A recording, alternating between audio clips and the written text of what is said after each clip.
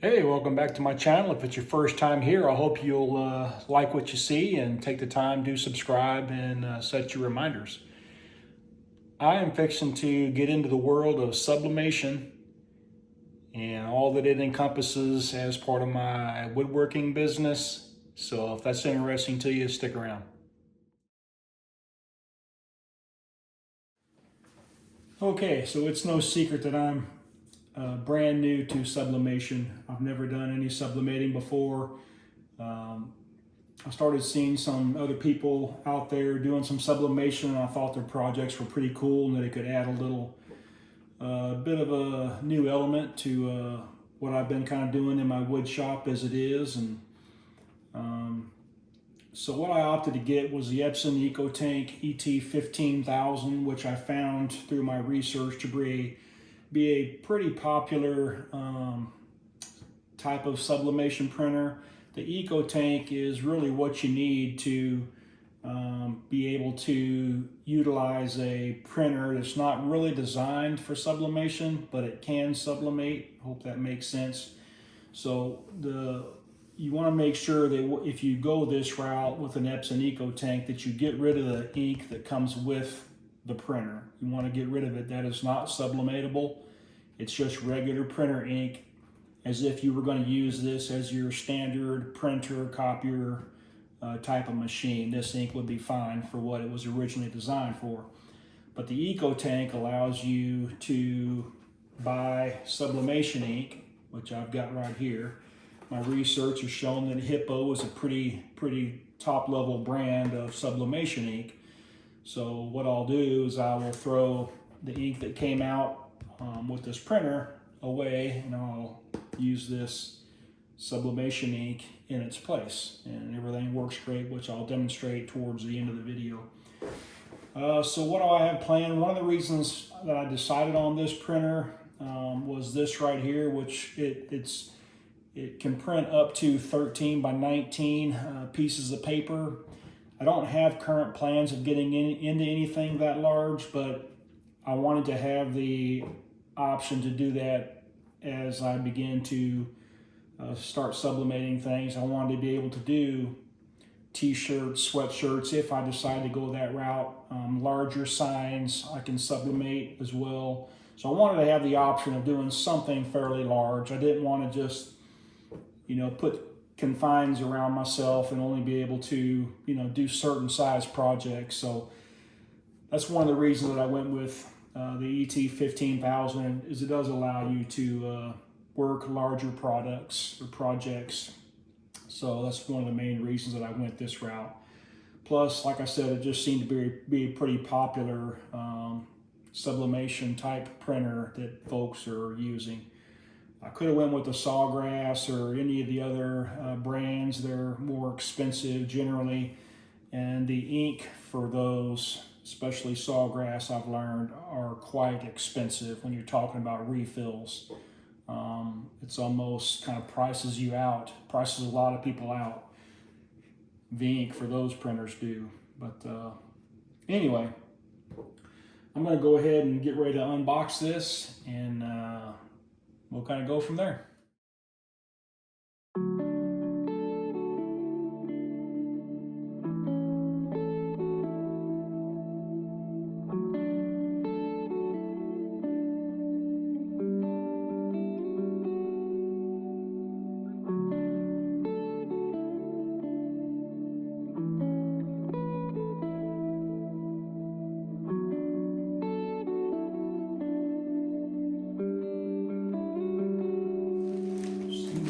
Packaged. I don't see any damage, which is good. I may have forgotten to mention, but I just ordered this on Amazon. Got it in like 3 days. So now basically it's pretty simple. You just start taking all this blue tape off, which they just put on here for shipping purposes to try to keep everything together and keep things from breaking. So I'll do this here real quick.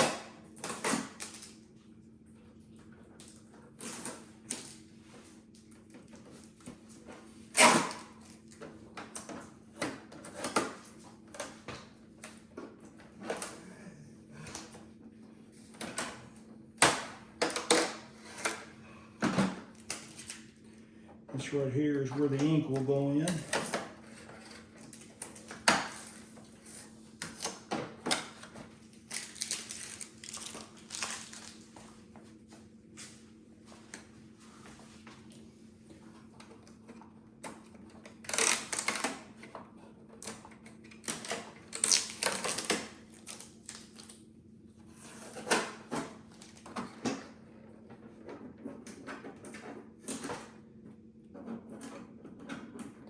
I might add that, you know, when you add sublimation ink to a printer like this, you clearly void the warranty. It may be obvious to some, but to others it may not have been. So again, this particular printer is not exactly designed to be a sublimation printer. So when you add the sublimation ink to it, you've essentially done away with the warranty. So something to keep in mind.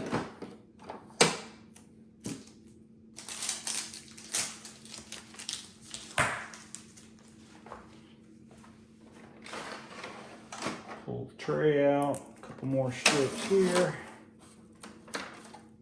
A really good job of securing this to make sure everything stays in place. All right, I think I've got all the tape off. It looks, some down here, actually.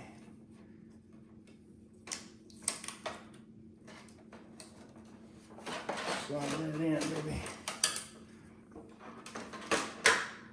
So this bottom paper tray right here is for 8.5 by 11 size standard paper. So something else to remember is that when you're sublimating, you can only sublimate, you should sublimate on sublimation paper. I stuck with the Hippo brand again. Found a discounted price during Prime Days on Amazon. So this is 110 sheets of 120 gram paper, which is what most folks tend to use. 120, 125, 130 grams, somewhere in there. So this should serve me well. But your 8.5 and 11 by 11 paper goes in the lower tray.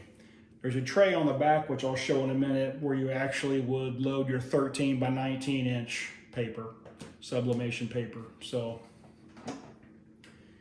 yeah, we'll get into this a little bit further, and I'll load some ink and some paper and go from there.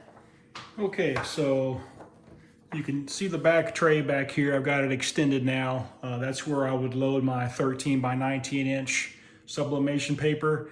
I didn't buy any yet because I wanted to try the printer out with a few of the standard 8.5 by 11s on some smaller projects and just kind of work my way that route. I guess it's the same with all sublimation paper, but again, I'm not positive because I'm new to it. But so the back side of the Hippo brand sublimation paper has a better image of their logo, and the front side really doesn't. So you want to make sure that you're loading that in correctly, obviously. So this would be considered a back side, so you want to sublimate on this side. It does say in the instructions to try to keep your hands off the front surface of the paper, I guess with the oils in your fingers. It can potentially cause some issues, so there's that. So once the paper's loaded, just close it as such, and then it's in there. Same with your 13 by 19 paper. It's like any other printer.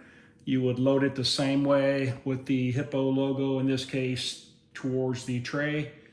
And that's how it would, that's how you would load the paper. So I'm gonna go ahead and load the ink. This is what the Hippo ink looks like. So you got black, the blue, the cyan, and the magenta. I'm sorry, black, cyan, magenta, and yellow. And it's going to go in here. So again, you don't just want to lift this tray, you want to lift over here on the side, lift the whole thing so that the blue safety mechanism locks. Now you can access your ink. So there's your ink right there. You always just want to make sure and go down the row.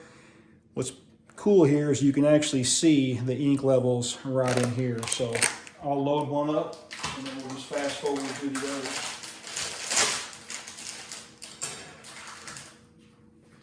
All right, so I'll start with black first.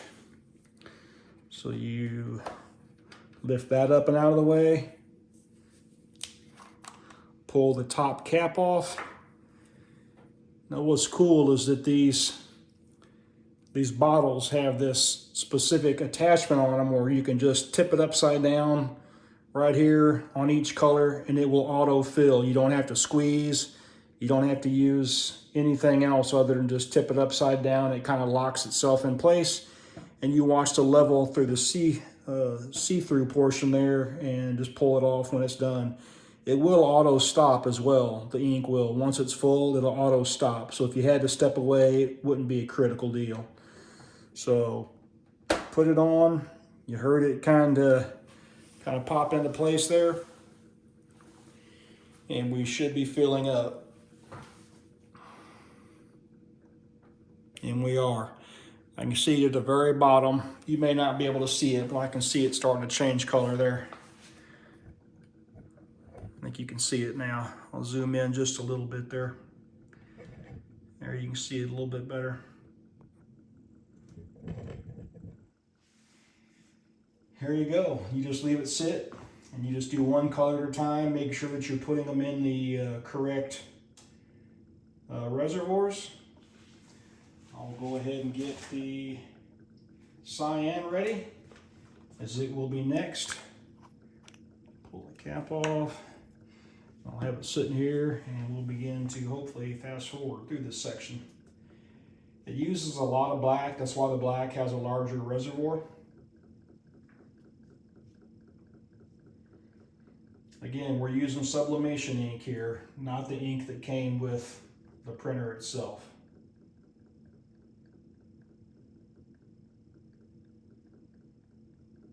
All right, that's full. Pull the ink off, it automatically stops. You can put the cap right back on. So I will close black, open up cyan, and continue the process.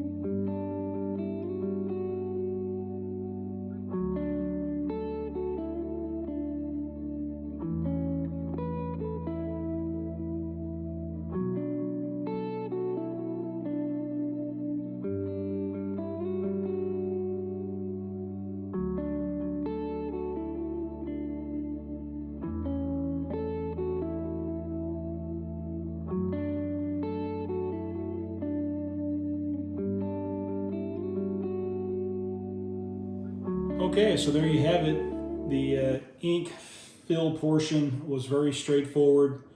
Those bottles literally just snap right on there and start filling on their own. So zero issues at all loading the ink.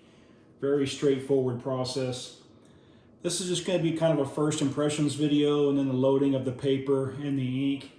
I'm going to make a separate video on the actual power up process of the printer, running a couple of test prints and walking you through that process, as well as working through my computer system to make sure that we have it set up on the computer so that we know what to select when I'm actually going to go and print off something for sublimation, exactly how that could be done and done right. So I'll save that for another video. This one's gone on long enough, but first impressions, everything I'm seeing and everything I've done has been simple, straightforward, and I'm excited to begin to use this in the coming weeks, and I'll make sure and provide more content if it's of interest. If you got any questions, put them down in the description area below where you would comment, and I'll do my best to answer them. But for now, pretty happy with what I've seen so far. Thanks for dropping by.